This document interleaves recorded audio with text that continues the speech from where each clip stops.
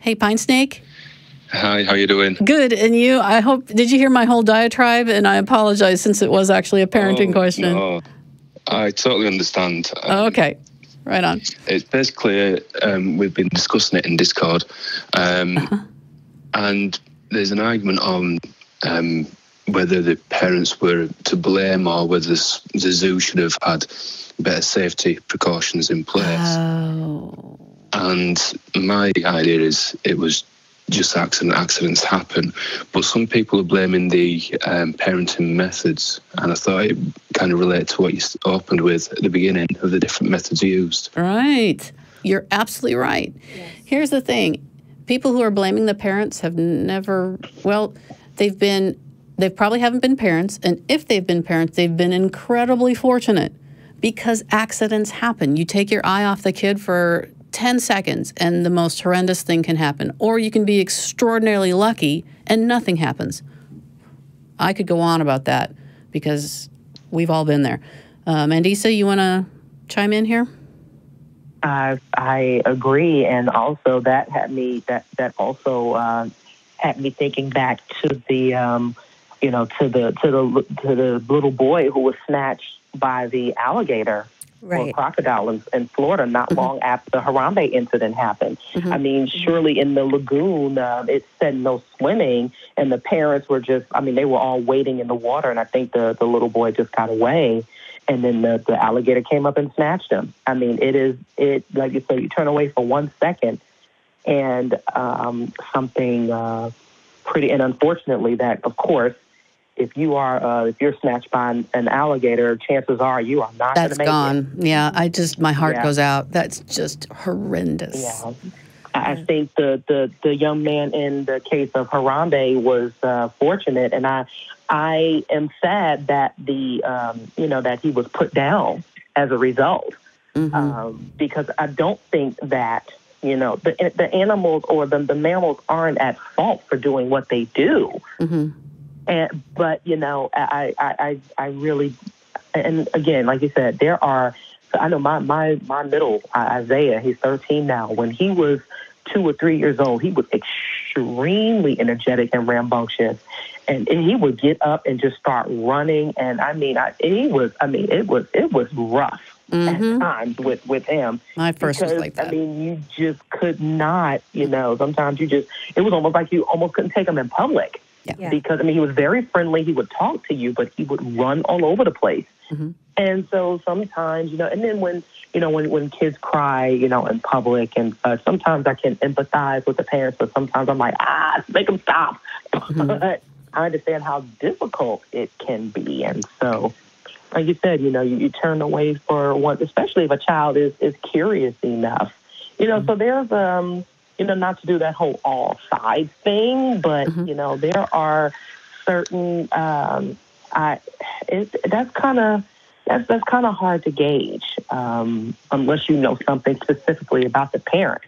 But like you said, Claire, children can get away from you at any time. And, because I remember years ago, there were some children who snuck into Prospect Park and got into the polar bear cage, and I can only you can guess what happened there. And it was extremely unfortunate, but you can't say that the parent was necessarily at fault or to blame. Yeah, they do have minds of their own.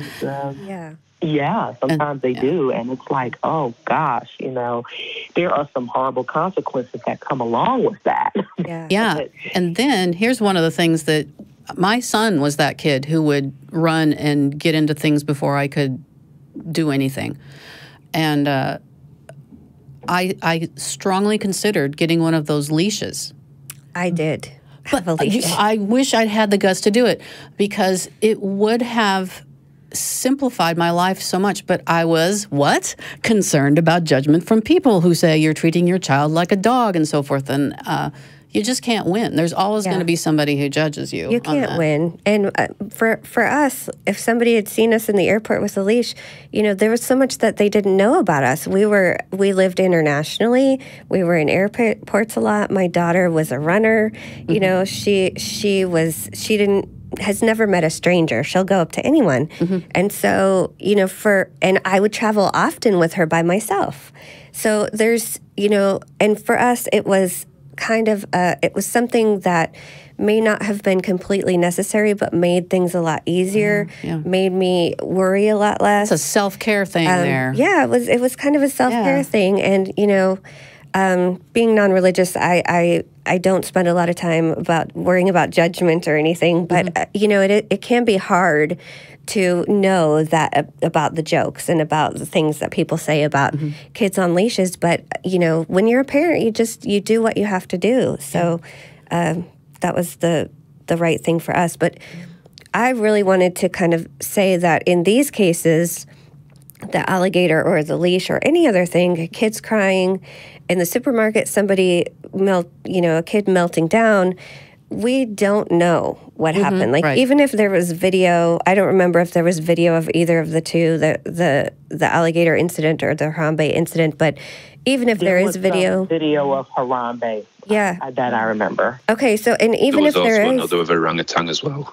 Yeah. Oh boy. We only see those moments. We don't see what happened right before. We don't see what happened earlier in the day. We don't see, what those parents are like. And, I know we don't want to be necessarily.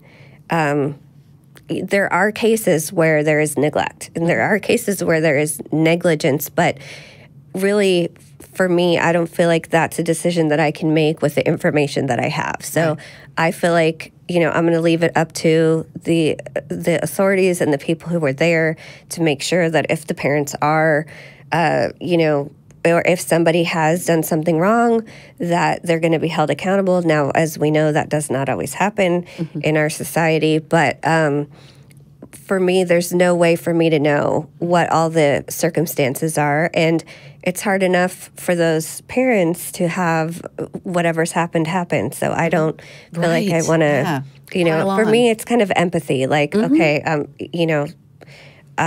it's also kind of self-care for me because I, have a lot of other things going on, and I don't necessarily want to spend time trying to figure it out when I think there are others who can do that better. So, I have my causes, and they're not trying to figure out, judge other parents. Right. There you go. It's not a cause I need to worry about. No. So, Pinesnake, I got a tough one for you. There are those incidences where people forget children in hot cars and they die. You've heard about those, right? Yeah. Yeah. Any thoughts on that? I have strong opinions on that. So, anybody else want to go? Yeah. I think when you leave any living creature in a hot car, it's negligent. I don't think they do it on purpose. I think it's when they forget the child in the car. Which would stop it being actual murder. Yeah. Okay, so let me just chime in here for a second.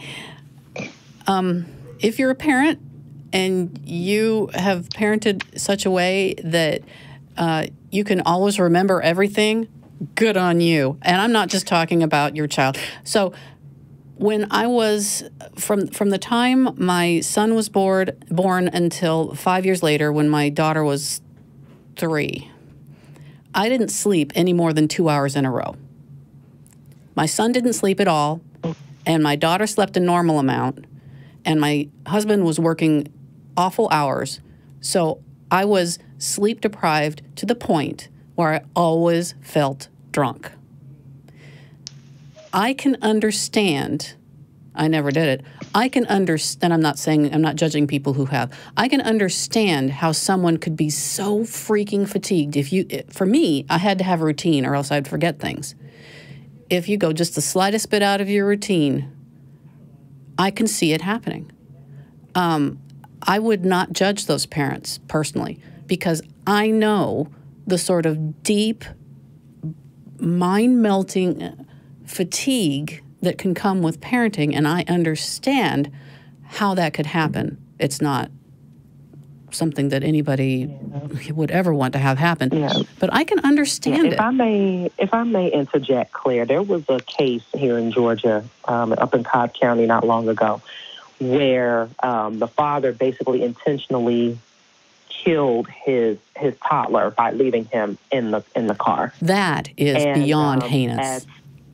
It really is. And I do think that it is always good to, read up on each case, because some of these things are case by case. Oh, yeah. I'm talking about the ones who forget a child.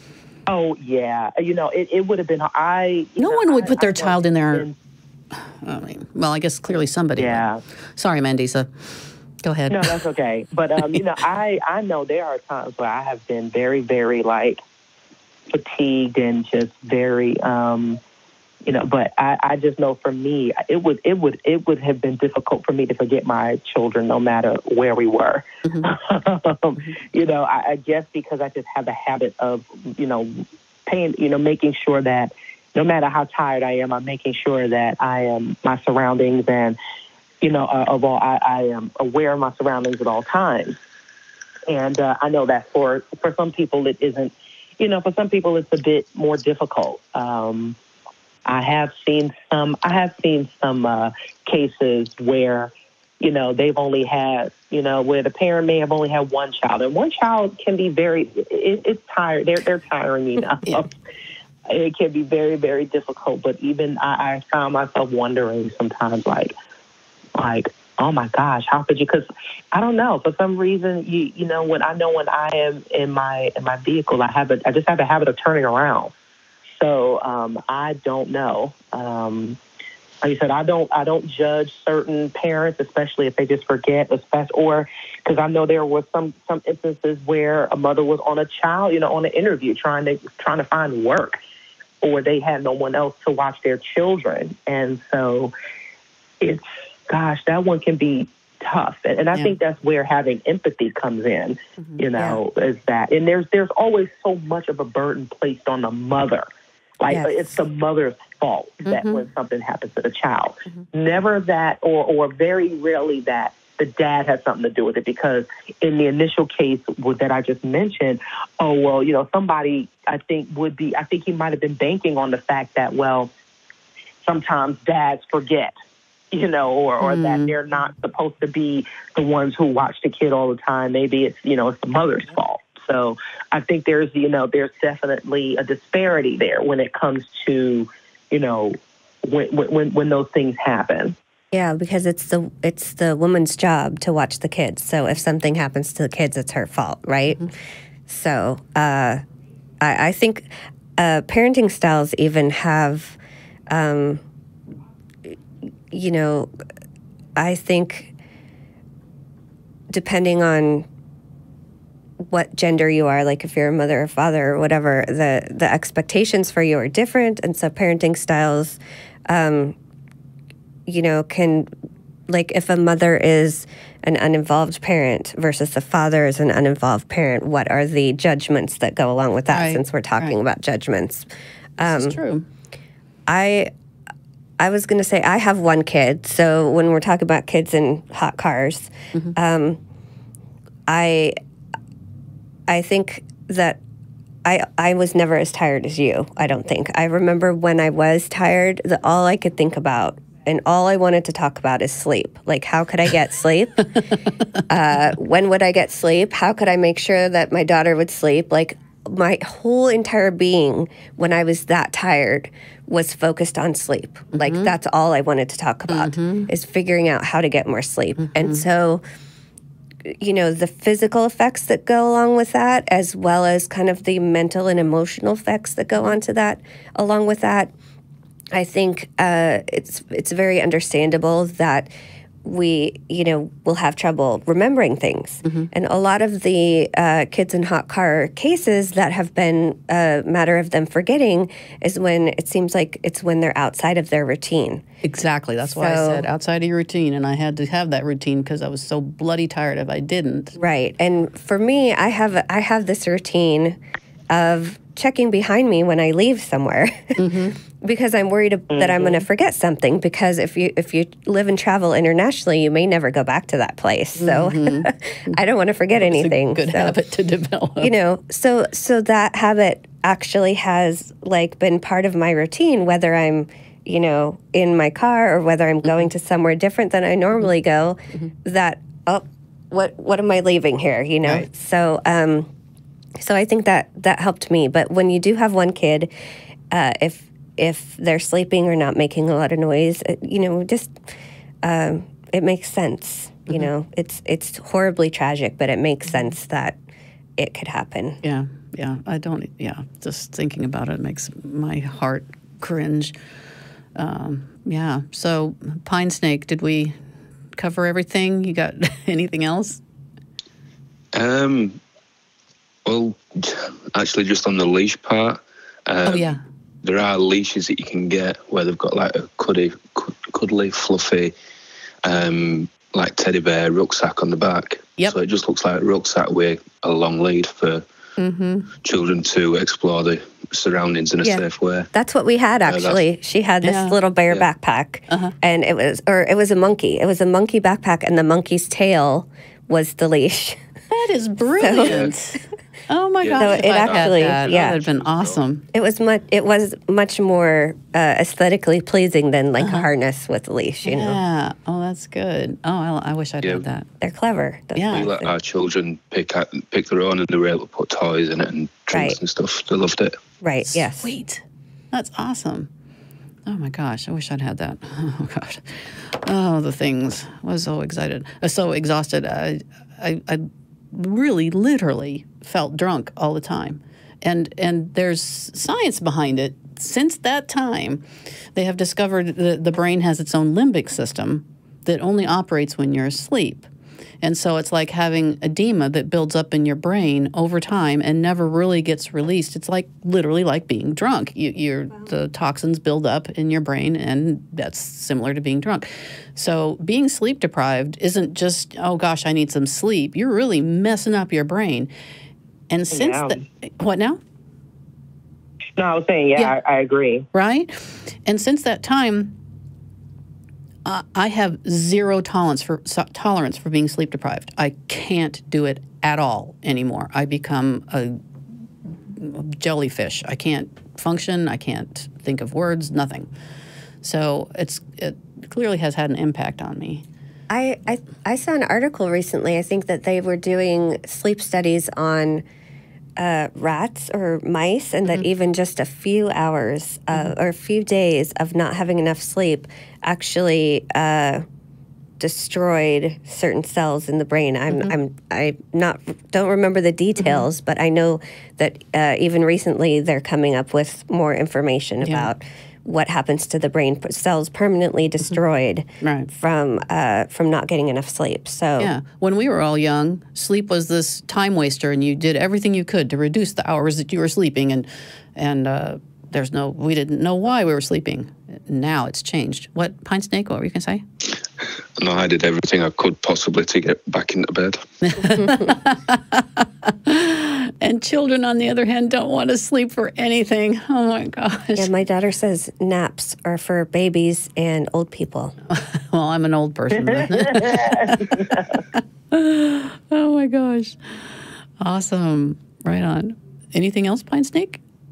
No, thank you very much. That's answered all my questions. Oh, thank you so much for calling. Always good to hear from you. Thank you for calling in. Take care. No, you too. Okay, bye. I'm trying to remember what he and I got into on Discord. It had to do with evolution, but I don't remember now. Anywho, parenting is hard, y'all. It's really, really hard. Okay, so we need a caller. If you have any questions whatsoever, 512-686-0279. Yes, yay, I got it right. Yay, can I have a prize? Yay. Oh, we were going to tell Christmas stories. Did you have a Christmas story? Yeah. Mandisa, you go. Tell us a Christmas story. Yeah. So, well, I know, Claire, you saw the video with Miles that I posted on Facebook. He's very, Super very cute. much into the holiday spirit. But I remember maybe about last year. No, maybe about 2 years ago when we were still at the old house. My boy said, I'm one of those parents who did not tell my kids that Santa wasn't real. They figured it out for themselves. And so one year they asked me to bake some cookies for Santa because they believe in the presents. And that's so great. Yes. I baked cookies, and I also typed up a note from Santa. Right on. Letting them know to say thanks for the cookies. But then, like the following year, they're like, Mom, we now know that Santa isn't real. And we know that because he doesn't type letters. So dang. It's kind of funny. Smart little stinkers. Yeah. How they figure it out is always interesting. My son figured it out. Yeah, go on. I'll tell you mine. Sorry. No, I was saying it was like I think they were like fake mad. They weren't like really mad, but I just thought it was very interesting that they came to me like, yeah, Mom, we know that. Yeah, because of this very obscure thing. Oh my gosh, had nothing to do with the friends at school telling them or whatever. My son figured it out because he said if the reindeer are pulling the sleigh would be hanging. It doesn't make sense. That was what his deal breaker was. I'm gravity. Gravity was all right, the deal then, breaker. Physics major, you are right. And I'm just going to, wow. Okay. So but that's not my Christmas story. I'll tell it. You want to do your Christmas story? That's so funny because my story is also about kids figuring out Santa. So my daughter's 7, like I said, and she's been saying things to us recently that I know that she's starting to try to work things out. And the funny thing is it's funny that you talked about the note, Mandisa, because earlier this year we were on vacation and she lost a tooth. And so she wrote this note to the tooth fairy, and it said, please wake me up when you come, blah, blah, blah, blah, blah. And so I was like, well, I can't just, let her wake up and, the tooth fairy didn't wake me up. So I wrote a note and I said, I'm sorry I can't wake you up. I'm really busy. I have a lot of teeth to pick up tonight. I'm thinking I'm so clever. And she's, 6 at this point, about to turn 7. And the next day, she saw the note and she was like, great. And then she said to her dad, when I wasn't there at one point, she said, the tooth fairy's handwriting looks a lot like Mama's. And I was like, busted. Uh-oh. And so what she did is that she lost a tooth, and she actually got a bunch of toys and brought them into her bed and stayed awake long enough and waited for me to come in and leave the money. And she caught me. It was like midnight or something, and I came in and I've got my phone and I've got my phone and I've got my money, and I'm getting closer to the bed, and she has a loft bed, so I can't really see her up there to see if she's awake or not.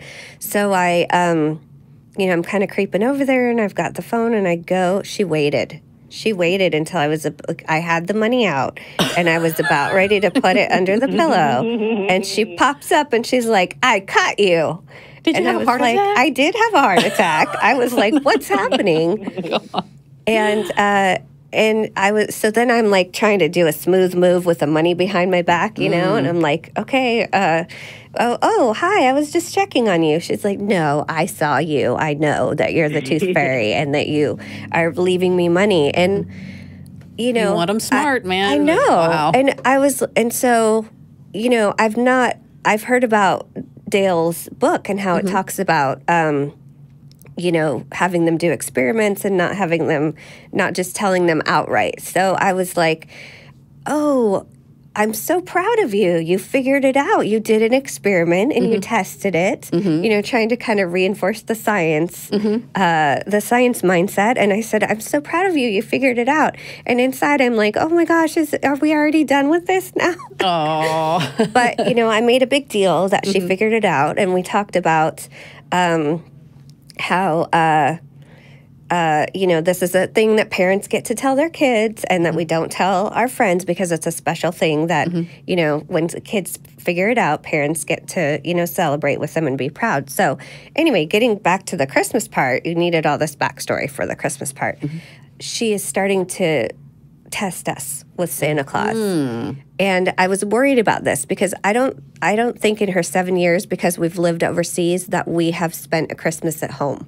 I think all of our Christmases on Christmas Day morning, we are somewhere else. So I really pushed for us to stay home this year because I knew that we were running out of time. And so, but she said to me at one point earlier this year, a couple months, she said, I really like Christmas a lot. And I said, why do you like Christmas? She said, because Santa brings presents and Mommy and Daddy don't have to spend any money. And I was like, you know, like... We wish. Yeah, I know. And then she said to me, actually this morning, she said, she's in Girl Scouts. So she said, when can we start selling cookies? And I said, well, not until January 5th, because that's the rule. She said, well, that's not going to work. I said, why not? She said, I want to sell cookies to Santa. I was like, why do you want to sell cookies to Santa? She says, because he has a lot of elves, and I bet he'll buy like 20 boxes, you know? Right on. So I think she's thinking about it a lot, and I knowing her, she's kind of testing to see what the reactions are as she's asking these questions about Santa. So. Which cookies does she suppose Santa's elves would prefer? Well, she knows my favorites are the peanut butter patties, so she definitely mentioned those. All right. Okay. So, note to self: peanut butter patties. All right.